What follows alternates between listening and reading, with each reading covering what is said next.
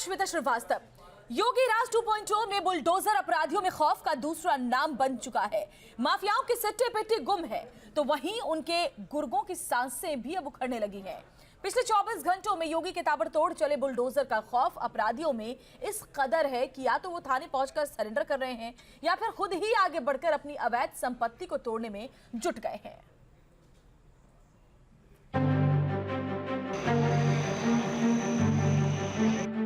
हमारा बुलडोजर बोलता नहीं है, लेकिन माफियाओं की बोलती बंद कर देता। उनके घुटनों के बल पे टिकवा करके नाक रगड़वाने का काम करता है। तुम इतना कैसे डर गए? एक गोली मारने का सुन के सर, कप्तान साहब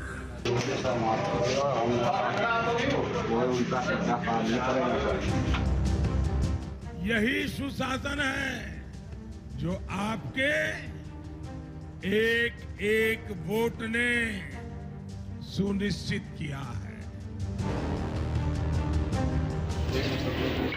योगी राज 1 में ट्रेलर खत्म हो चुका है। योगी राज 2.0 में फिल्म चल पड़ी है। समाज के विलन महाराज के गरजते बुलडोजर के सामने पानी मांग रहे हैं, लेकिन अब कोई फायदा नहीं। मच्छर और माफिया, ये दोनों स्वस्थ समाज के सबसे बाधक कारकों में से हैं। जो फरार थे वो हाजिर हैं, जो हाजिर थे वो कहते फिर रहे हैं कि भगवान के लिए हमें अंदर कर दो, और जो न कहीं हाजिर हैं न फरार हैं वो घर बैठे अपने जुर्म का इकरार कर रहे हैं और खुद अपने हाथों से अपनी इमारत गिरा रहे हैं। तो बाबा ने अपना प्लान विधानसभा में पहले ही बता दिया था। कानून व्यवस्था पर योगी राज की सहिष्णुता शून्य है, यानी जीरो टॉलरेंस। अध्यक्ष जी, हम तय कर चुके हैं कि अपराध के लिए उत्तर प्रदेश में कोई जगह नहीं होगी। अपराधी के लिए भी कोई जगह नहीं होगी और अपराधी के संरक्षण दाता के लिए भी प्रदेश में कोई जगह नहीं होगी। बहुत सत्य के साथ हम निपटेंगे, पूरी निर्ममता के साथ निपटेंगे ऐसे तत्वों से। लखनऊ में मनीष गुप्ता मर्डर केस के मुख्य आरोपी जेएन सिंह की 3 मंजिला इमारत पर योगी का बुलडोजर चला। अवैध तरीके से मकान का निर्माण कराया गया था। बीते साल गोरखपुर में कानपुर के व्यापारी मनीष गुप्ता की पीट कर हत्या कर दी गई थी और आरोप पुलिस वालों पर। कानपुर के व्यापारी मनीष गुप्ता हत्याकांड के मुख्य आरोपी जगत नारायण सिंह के घर पर इस वक्त लखनऊ में बुलडोजर चल रहा है। मनीष गुप्ता की गोरखपुर में पिछले साल कुछ पुलिस वालों द्वारा हत्या कर दी गई थी, उन पर मुकदमा हुआ था और वो पुलिस वाले सभी जेल में हैं। और एसओ रामगढ़ ताल थे जगत नारायण सिंह, जिनके ऊपर हत्या का आरोप था और मुख्य आरोपी बनाए गए थे। तो उनका घर है लखनऊ के चिन्हट इलाके में और 3 मंजिला ये मकान है जिस पर बाबा का बुलडोजर चल रहा है। जौनपुर, गोंडा, प्रयागराज, लखनऊ,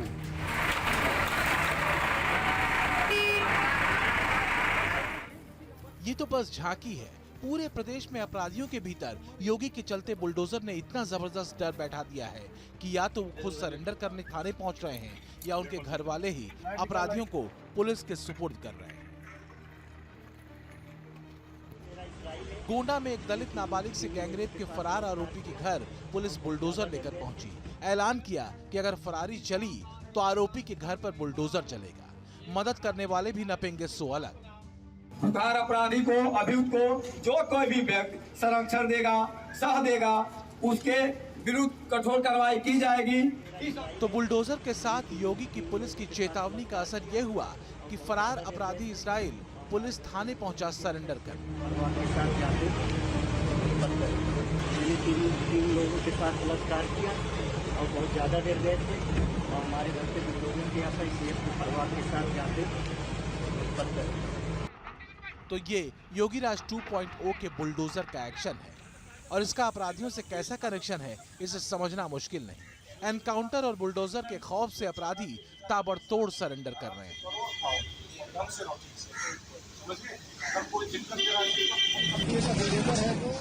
योगी राज 2.0 में छोटे अपराधियों से लेकर बड़े माफियाओं तक का मिट्टी में मिलना तय है।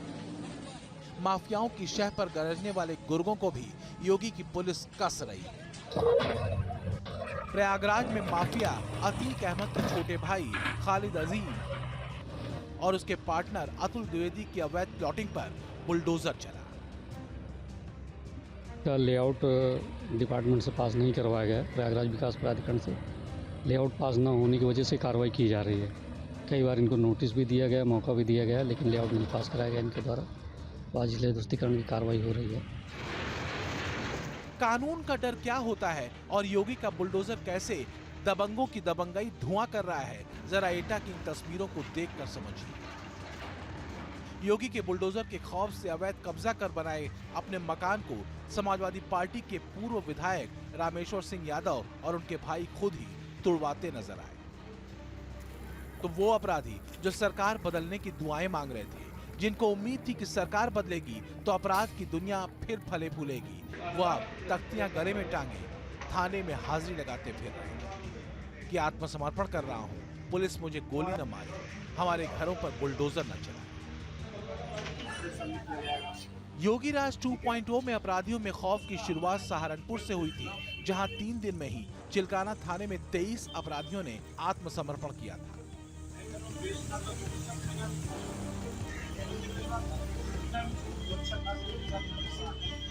फिर शामली में 18 गोहत्या के आरोपियों ने थाना भवन और गढ़ी पुख्ता पुलिस थानों में पहुंचकर सरेंडर किया। इसके बाद तो जैसे सरेंडर्स की लाइन ही लग गई। मैनपुरी में 2 लुटेरे गले में तख्ती डालकर जान की भीख मांगते हुए बुलडोजर न चलाने का निवेदन लिए थाने में हाजिर हुए।